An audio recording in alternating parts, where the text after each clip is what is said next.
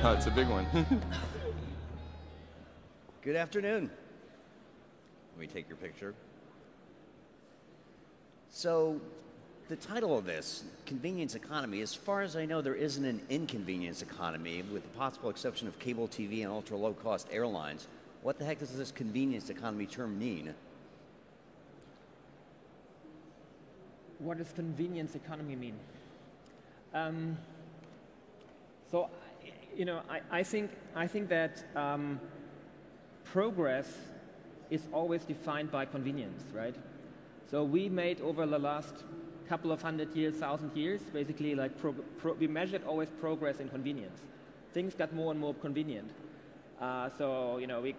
Light came into our houses, a computer came into our house, the internet came into our house, and so on. Things became more and more convenient. So I would also not know how to define it, but what I know is that progression always means more convenience, or at the end also progression is motivated by convenience. Now, if we would not want to have things more convenient, probably there would be way less progress. Yeah, it's a little bit of the leisure. The more leisure you have, convenience is always, the ROI is leisure. I think there's one thing for me is, I think it was a little bit simpler as time and money in the context of convenience, and that was there was a stage that was a little bit more obvious. I think what you're seeing now is that mental clarity is also a return on convenience, and I think the amount of companies you see where their primary proposition is using UX to make something simpler for your mind to process it, while they may not be changing any of the core performance or what's happening behind that interface. That's convenience to me. That you see this with I use this app Robinhood for buying stocks. I'm sure there's other apps that I could buy stocks with, but it's such an amazingly easy user interface, and I look at that as like a new form of convenience that probably doesn't get categorized as convenience like other companies do. Okay, so let's talk about your two industries, buying mattresses and bedding and booking travel. When you set out, what were the real hassle factors, the annoyances you wanted to banish from each customer experience? So I have a really hard time understanding you, but I think you asked like what is the factor I would like get rid of in my industry? Yeah. So I think it's pretty interesting that a lot of people do not think about it so much. So I think when people looking for a hotel, I think they kind of accept that they have to type in a destination, right? So they type in a destination, they have to think about, okay, where am I going? And then they type in a destination. And they have to have this clearly defined destination, and then they say, okay, I want to have a hotel. They get a list of hotels, and then they think, okay, what's next, right? So to go through all of these hotels, do I have to click to the second page or third page or whatsoever. So most of them basically take the first hotel in the list and say, okay, maybe that sounds interesting. So what people don't think about is that, in most cases, these are still ranked by just monetary aspects, yeah? And I think there is like a big movement that we will see in the future, yeah, that actually, no, we get the hotel that is the best for us. So in a couple of years, we will not accept that we end up in a hotel that is not the perfect hotel for us. And that is what we're trying to achieve. I would not say that we are there yet, but that is basically what all our learning algorithms are made for, to at the end really understand, what are your preferences, what do you really want to see, and on the other side, understand what has a single hotel, what has a hotel really to deliver, then match that together and get you really in the ideal hotel. Yeah? And that is a long-term goal, and I'm pretty sure like in 5 years, people will not accept the inconvenience anymore to end up in a hotel that is not perfect for them. And it's bold. I think it's actually similar. The obvious one for us, the enemy was the mattress store experience, and being able to ship it to your home. Lots of companies do that. We're not particularly unique as a there. What I do think is perhaps counterintuitive with the arc of the internet is that surfacing choice has been something that a lot of companies, your company, a lot of amazing companies have surfaced choice, where you get to consider things and use UGC reviews as one metric. You might have like their art as another metric, but you still have all this choice. With Casper, what we did was we actually leaned into the idea of no choice. we even, I think, got a free energy early on from a marketing standpoint by saying one size fits all, which in the U.S. for a highly identity, I'm my own person, I find what's right for me type society is a controversial thing to do. So I think in some ways, choice was a bigger enemy for us to solve than the mattress store experience. The mattress store was our way in. The act of removing, the need to consider was a bigger return.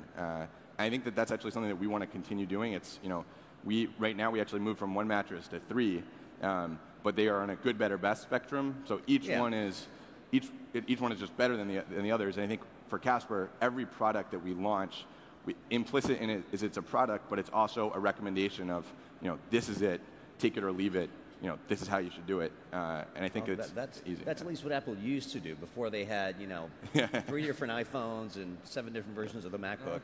Yeah. Both of you all have you're in the position of going against some very established and well-known competitors, and you've adopted some interesting marketing promotion tactics. There's, I guess, the Trivago girl ads that have apparently become a meme of sorts. You just think to deal with American Airlines to provide the bedding for first and business class in their long-haul flights. Have you decided what's going to work, what's going to get the attention of people who may be just inclined to go to that mattress store they don't really enjoy, or go to Hotels.com or Kayak or whatever, some other site they bookmarked years ago? I just have to repeat. So marketing, what works for you? What works for us? To get the attention of the customer, who by default is probably going to go somewhere else they've known because they've just been around longer. Okay, I'm sorry, all of you here, they're probably better than me because I'm sitting here. It's these great acoustics. I think great acoustics for us here. So what works? What works for us? See, I think we're not dogmatic in what works, and really say, okay, this is the way to go, and this is the way we go today, and it will be the way we go for the next 5 years or so. Yeah, so I think that's not the right mindset. I think what we're doing is that we're really constantly trying out, and we're constantly adapting, and we're constantly trying new things. And I think if something that I would say differentiates us, then it's the way how fast we learn and how fast we can adapt to that, and how fast we discover new channels and invest into them, see if they work, discover new formats, discover new creatives, and so on and so on.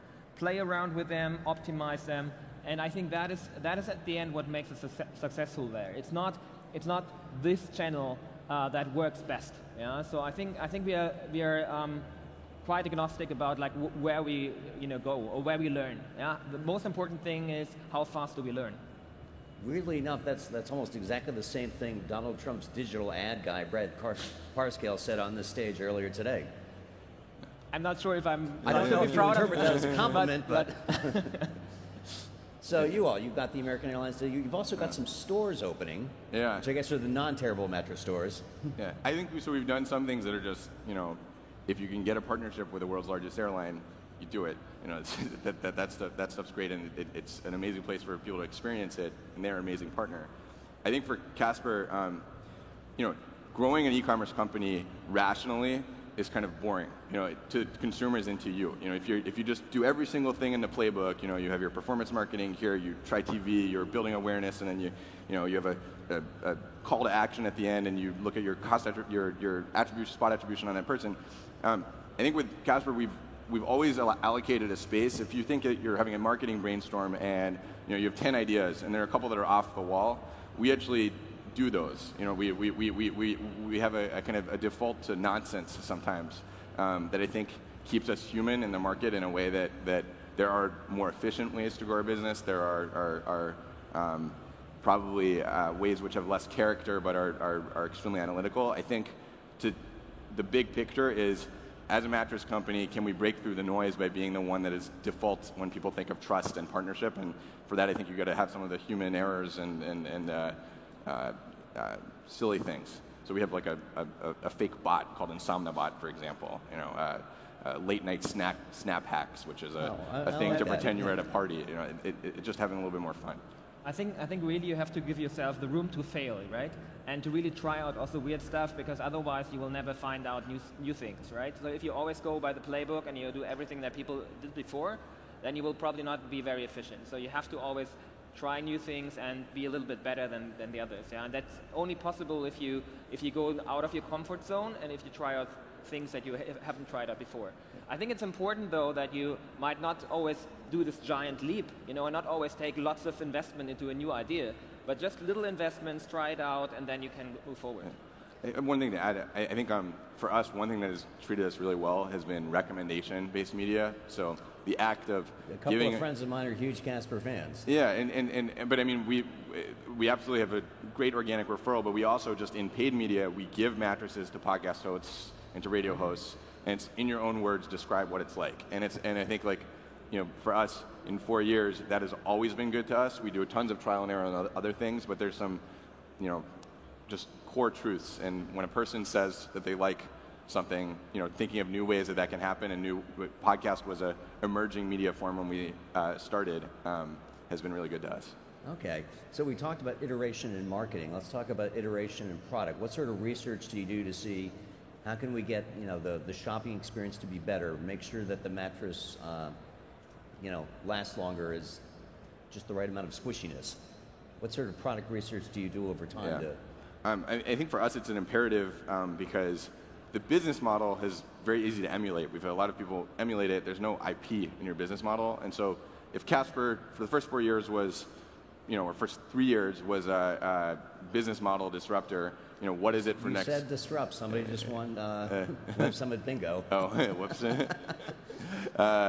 And then from here on, I think we're moving into product. So we've invested in a 40-person R&D team in San Francisco.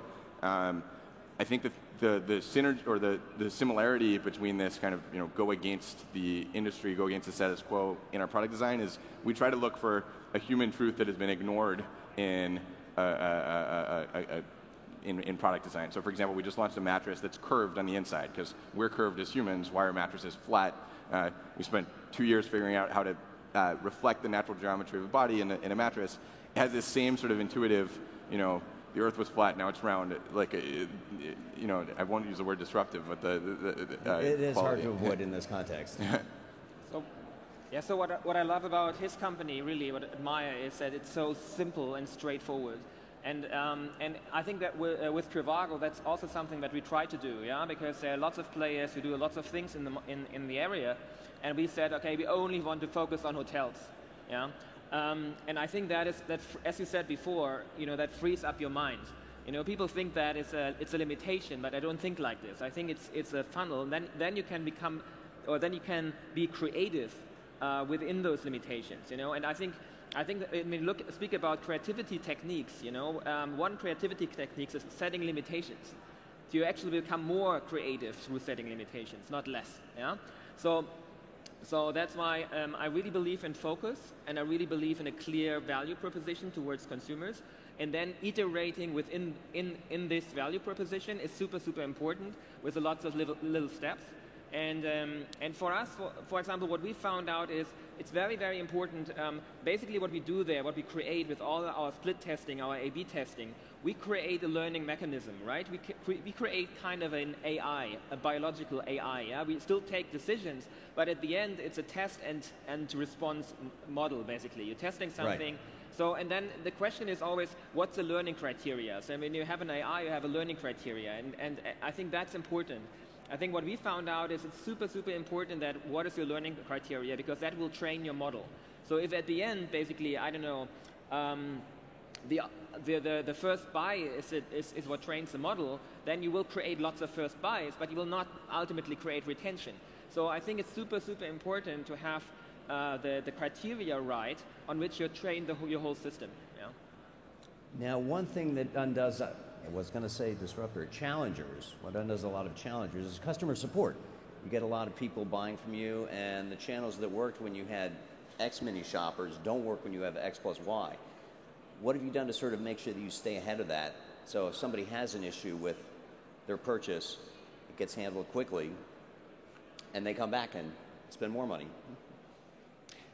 I think you can probably speak about that more than us, because Trivago is always, for us, it's important to be like a search, a pure search, and for us it's important not to handle the booking directly. So we are more comparable to Google there, and for us it's also important because we want to stay independent, and we don't want to go into that. We don't want to be perceived as the one who's at the end handling the booking. So for us it's a lot about talking to our advertisers, who are our clients, and making sure that they are acting on that and evaluating them and giving the consumer the full transparency on how good they are and how good they are dealing with it. I think for us, I would say the number one thing is taking accountability for stuff that's not even your fault on the customer side. So obviously we work with a lot of partners to ship the mattress. We have varying complexities that are not actually under our umbrella of control. But the customer is still going to say... Yeah, and it's stating the obvious, but sort of over taking accountability. It's sort of like we over-rotate into accountability on things that are not necessarily ours, and I'd say that's treated us well. I think the other thing is, we have a 108 return policy. Everybody's like, what's the catch? What's the catch? And it takes a long time to re-educate that there isn't a catch and how that happens. So we make a point of making it extremely easy to return, even telling people that it's time to return it if you want to return it. We get ahead of that stuff, and I think we're still small. Our awareness is not, we're not a monster mattress company yet, but we want, with each new unit of awareness that we're building, to get to that desired 90% awareness or 90% plus awareness. We want the true returns policy to have no asterisks next to it. We want that to be intuitive. Right. Well, I think you might have a little more awareness now. Yeah. Thank you. Thanks all of you. Thank you. Thanks a lot.